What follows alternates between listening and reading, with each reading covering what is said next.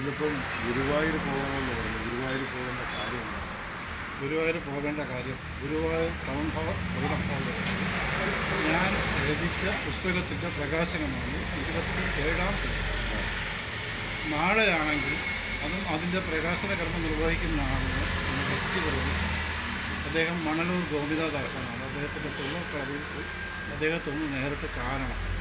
പ്രകാശനത്തിലെങ്കിലും വരുമെങ്കിൽ പോലും അതിലെ തലേ ദിവസം ഒന്ന് കാണുക എന്നുള്ളത് നമ്മൾ കാണിക്കേണ്ട ഒരു മര്യാദ.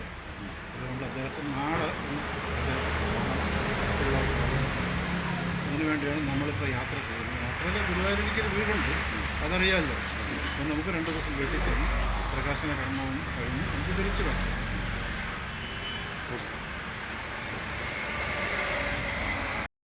എന്താ പുസ്തകങ്ങളിൽ എഴുതാറില്ല? ഞാൻ എഴുതാറില്ല. ഇതിൻ്റെ ആദ്യത്തെ സംരംഭമാണ് ഭാവന ഉദ്യാനം എന്ന പേരിൽ വിവിധ രചനകൾ അടങ്ങിയ, അതായത് കവിതയുണ്ട്, ഗാനമുണ്ട്, പിന്നെ അതുപോലെ തന്നെ കഥകളുണ്ട്, നാടകരൂപത്തിലുണ്ട്. ഇതൊക്കെ ഞാൻ അങ്ങനെ രചിച്ചിട്ടുണ്ട്. അത് എന്താണതിൽ പ്രധാനമായും ഉൾക്കൊണ്ടിരിക്കുന്നതെന്ന് ജീവിതത്തിൽ അനശ്വരമായ 2 സത്യങ്ങളാണ്.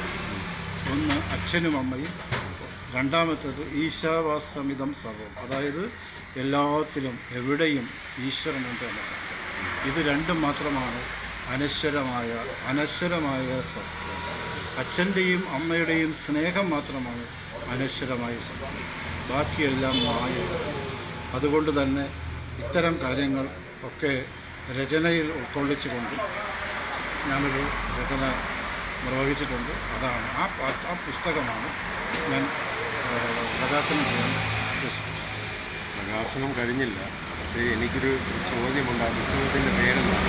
പുസ്തകത്തിൻ്റെ പേര് ഞാനിപ്പോൾ പറഞ്ഞല്ലോ, ഭാവനോദ്യാനം. അതാണ് പുസ്തകത്തിൻ്റെ പേര്. അതിൽ പറയുന്നത്, ഇനി ഒരു കാര്യം കൂടി പറയാം. അതിൽ ഈ സത്യം മാത്രമല്ല അതിനകത്തുള്ളത്. പിന്നെ പൈതൃകം ഗുരുവായൂർ എന്നൊരു കൂട്ടായ്മയുണ്ട്. അതിനെക്കുറിച്ച് 2-3 ഗാനങ്ങളുമുണ്ട്. അതുകൊണ്ട് അങ്ങനെ വിവിധങ്ങളായ കാര്യങ്ങളാണ് അതിൽ ഉൾപ്പെടുത്തിയിരിക്കുന്നത്. എൻ്റെ സുഹൃത്തുക്കൾ വായിക്കും എന്ന് വിശ്വസിക്കുന്നു.